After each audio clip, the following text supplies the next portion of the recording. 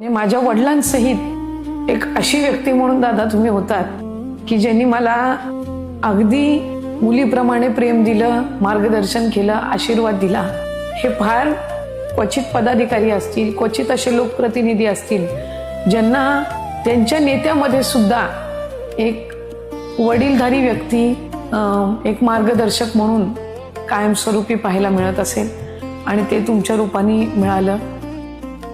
पण आज तुम्ही आमच्यामध्ये नाही आहात.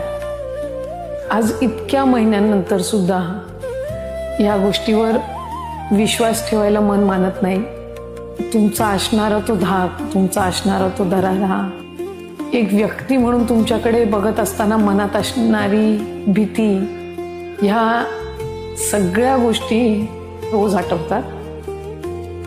खूप सारं तुमच्याकडून शिकता आलं, आणखीन खूप काही शिकायचं होतं. तुमचा सहवास आणखीन खूप हवा होता, पण दुर्दैवाने आज तुम्ही नाही. मला खात्री आहे तुम्ही जिथे कुठे असाल तुम्हालाही आमची तितकीच सगळ्यांची आठवण येत असेल. आदिती बारा, काय ग आजही किती हळवी होत असतीस माझ्यासाठी. नको एवढी हलवी होत जाऊस तू. दादा आजही तुमच्यातच आहे. एकच वादा अजिता,